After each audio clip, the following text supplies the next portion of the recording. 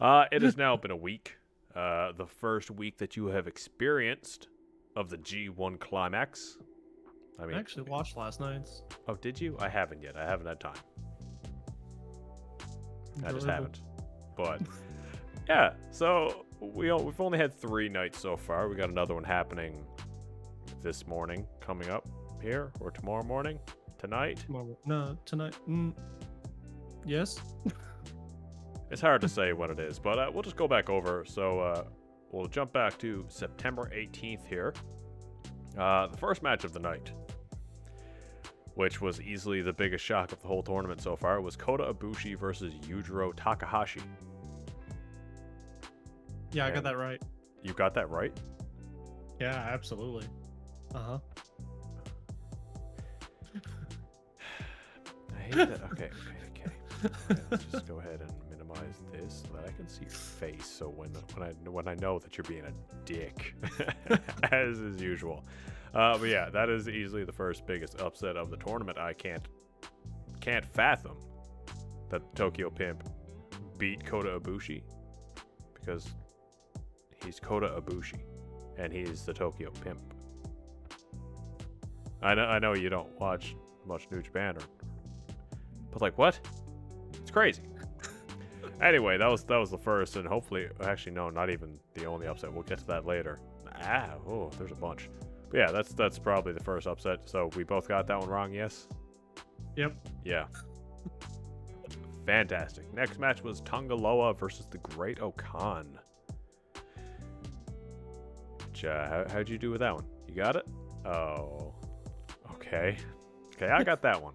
So that's one for me in night 1. Next up was Toru Yano versus Kenta. No? No. Okay, that's 2. I said Kenta won that one. Oh yeah. Both matches that Yano has won and or lost. Yeah. To date. I got wrong. What are these pictures? Can I scroll through them? Whoa! Look at this. I have pictures of like shenanigans happen and stuff. The dropkick. Okay, so yeah, Toru Yano was still his like old self of shenanigans and nonsense and stuff like that. But yeah, that's about what I expected. He just has fun in the G1s. That's what he does. Next up was Tetsuya Naito versus Zak Saber Jr. Not quite an upset, but a slight upset in the tournament. I did think that Naito would lose, so I picked, Tetsuya Naito. Same. And then Zak Saber Jr. won. And then Tetsuya Naito got injured in said match, is now completely out of the tournament altogether. He's done. He's toast.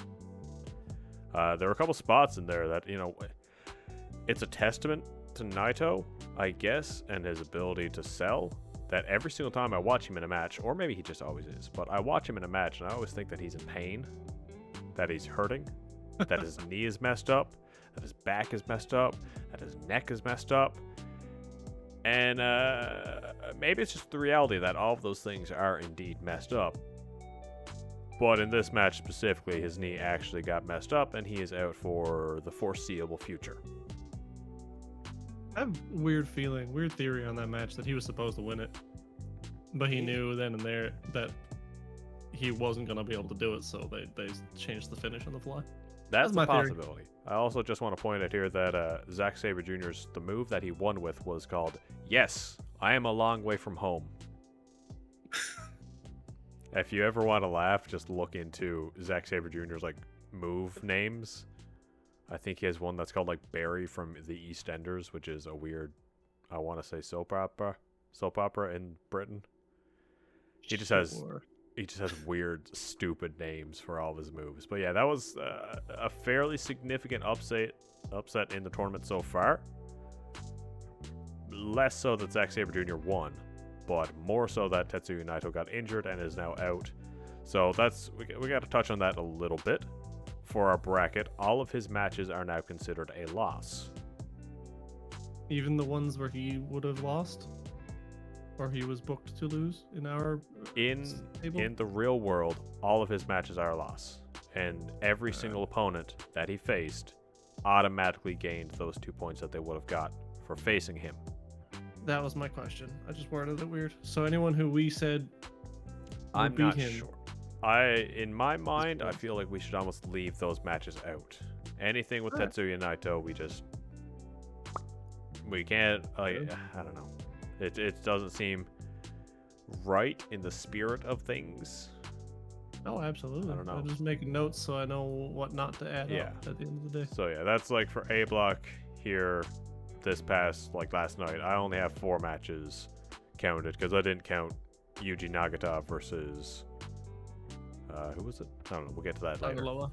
But yeah, so all of Naito's matches, every single opponent that he would have faced is going to face somebody else in special singles matches. They're not part of the tournament. So that was Yuji Nagata, It's been Hiromu Takahashi. Nagata each time, I think, so far. There's 2 each. So Nagata has 2 matches, Takahashi has 2 matches, I think Bushi has 2 matches, and there's somebody else. I want to say Satoshi. Is it Satoshi? I don't know, but Kojima, the Bread Club. I think those are the 4. We'll look at that afterwards there, but that's a shame that happened, and it's a bit of a bummer. But all of Tetsuya Naito's matches are now off. That means our point count for the people when they actually win is going to be off by a bit. And it also gives Naito one of the worst records of all time in the G1, I think. I don't know anybody that's ever ended with 0. But I also haven't looked into it. Oof. So that sucks. But it is what it is. On my spreadsheet. Back over here, the main event of the evening, which I certainly hope you watched. If not, you probably should, was Tomohiro Ishii versus Shingo Takagi. Did you watch this? I didn't. You should watch this. This match brought me back to when I first got into New Japan, when it was Tomohiro Ishii and Shibata and Goto here and there, and Kyle O'Reilly and Bobby Fish, and these people just beating the ever-loving shit out of each other for the never openweight belt, and I was just smiling ear to ear the whole time. Literally, the bell, the ref checked him, looked him over, put him in their corners, and then you see Shingo holding the ropes, squat down, just staring at Ishii and bouncing, and then the moment the bell rang, they just charged at each other and went from there. It was one of the best wrestling matches I have seen in so long. I loved it. Took 27 minutes and 56 seconds. So that was a long match for the G1. But Shingo Takagi won. Well, Astra, what you got? Who'd you pick? Nope. Oh, you picked Ishii? I struck out on the first A block. Oh, everyone? Oh, well. Mm-hmm. Yep. I got that one right. That was. I didn't think that Ishii was going to beat Shingo Takagi, but I knew it was going to be an absolute crazy match, and just oh my god. So on night 1, I got 3 correct and 2 wrong, which is okay. That's a pass, I guess. Takagi's the champ, right? Yes, Shingo Takagi is the champ. Therefore, anybody that beats Shingo Takagi in the G1 gets a title shot after the G1, which is fantastic. Yeah. Okay. We're going to jump over now to September 19th. This is for the B block. And the very first match of the evening was YOSHI-HASHI versus Evil. How'd you do? Got that one wrong. Yeah. I said Yoshi won. That was a freebie. Yeah. That was literally a freebie. Oh my god. All right. Chase Owens versus Jeff Cobb. I got that one right. Good. Me too. I also picked Jeff Cobb for that because, yeah, reasons. Then we had Sonata versus Tamatonga. Sonata. Yes, also Sonata. Then we had Hiroki Goto versus Tai Chi.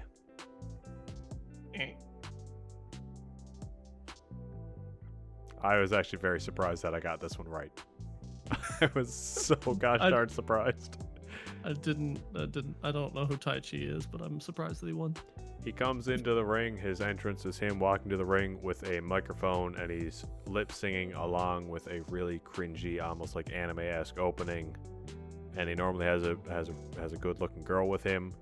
And when he needs to power up to his ultimate form to finish the match, he has rip-off pants. He rips off his pants and has little trunks underneath, and then he goes from there. Okay. I don't know how I feel about that. It's like Angel Garza all over again. Yeah.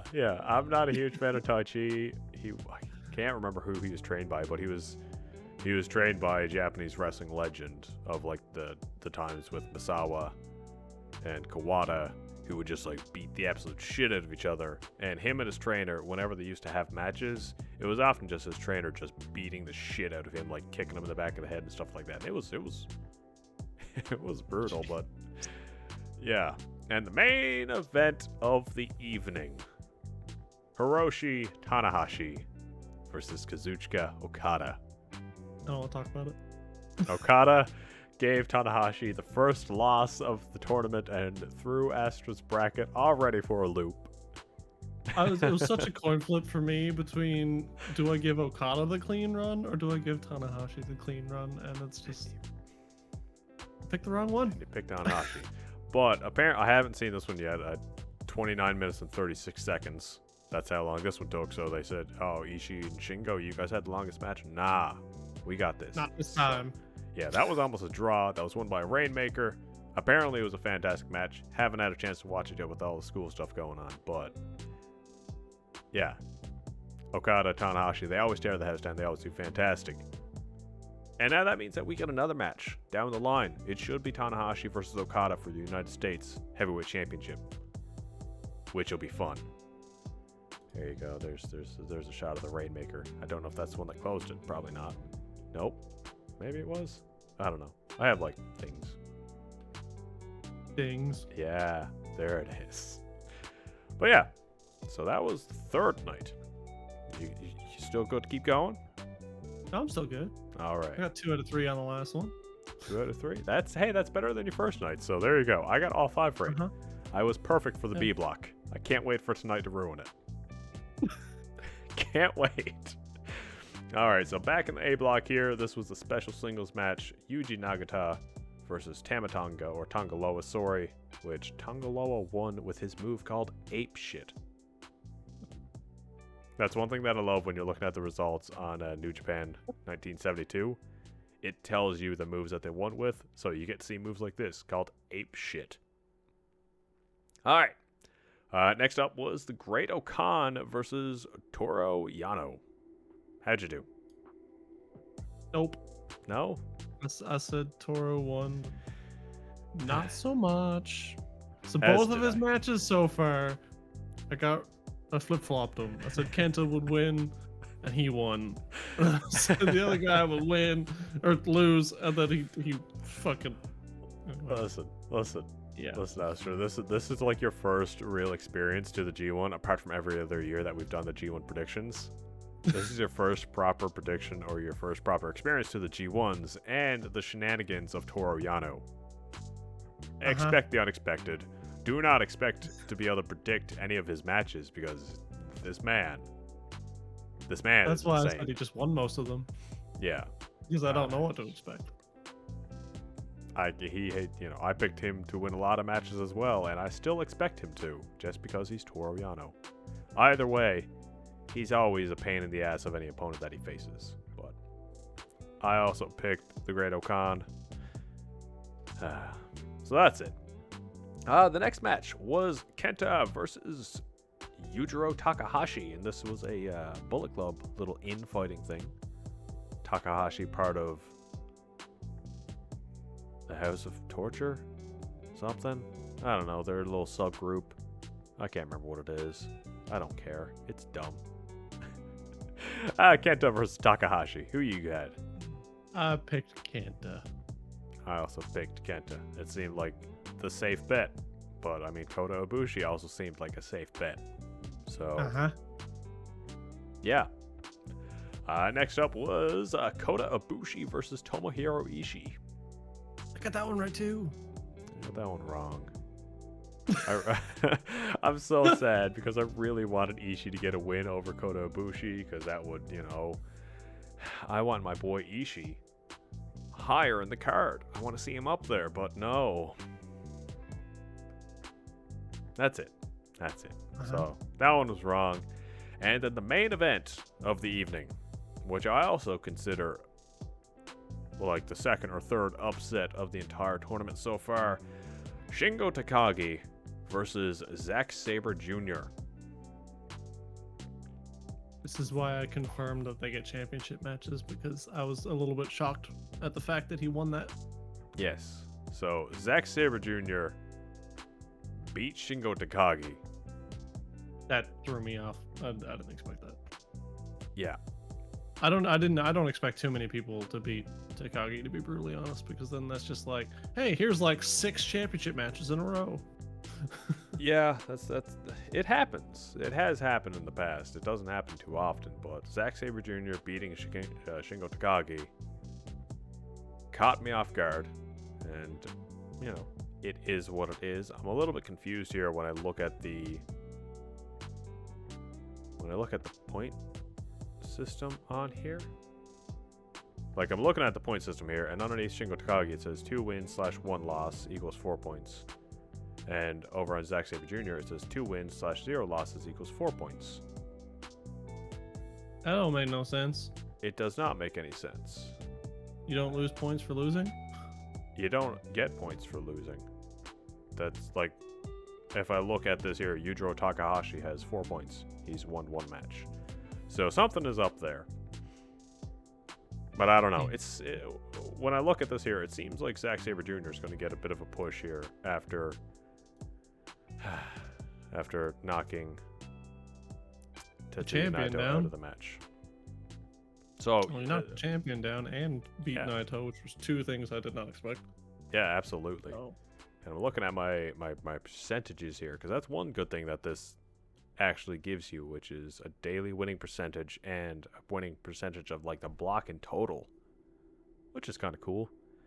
A block I'm failing horribly, and B block I've gotten all of them right, but I expect tonight is going to ruin that altogether. Yeah, I got like a 27% chance of winning the whole thing right now. Well, we'll see what happens, because Gedo, he's a monster. He just does crazy things with his booking. But that's really all I got to say here so far. Go watch Shingo and Ishii. That match was incredible.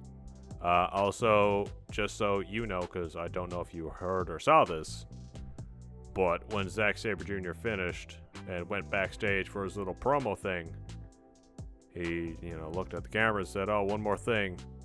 That was the Japanese dragon that I just beat. Ooh. So now where's the American dragon?" And then he walked off.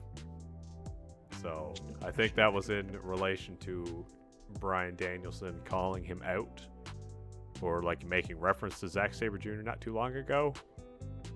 So no idea. Zak Saber Jr., Bryan Danielson in a match where they're going to twist themselves up into all possible shapes and sizes. A big match. Oh, whenever that happens. Yeah, we got 3 years of the rest of Bryan Danielson's career. Let's make it all happen. That's he announced it in like an interview the other day. So this is the last full-time run he's doing for his career. So well, that's fair. So yeah, well, that's it. See it. We're gonna be doing these every Thursday. At some point, there's no regular release schedule for this, so we're going to try to cover what we can do from Thursday to Thursday. So the next video that you see next Thursday is going to start with September 24th, which is night 4. Yeah, night 4 of the G1 Climax. And yeah, so that's about it. Astra, how you finding it so far? You enjoying it? It's all right. Yeah, I watched a couple of matches from last night's, and it was okay. Tonight is going to be Hiroshi Tanahashi versus Goto, Tamatonga versus Chase Owens, YOSHI-HASHI versus Jeff Cobb, Sonata versus Tai Chi, and the main event, which is Okada versus Evil. That's all right. But that's it. As per usual, Astra thing. Thanks for watching. Hope you enjoyed. Leave a like, hit the subscribe button, comment what you like, don't like. Tell us actually how many matches you've gotten right. Yeah, do that. Do that. If you're going along with like prediction 2, as we are, as you should, because it's a really good way to enjoy this type of stuff. Let us know what is happening and how you doing. Yeah. Because we're both not doing very well. Put it in the commentaries down in the doobly comment section. YouTube algorithms, go burr.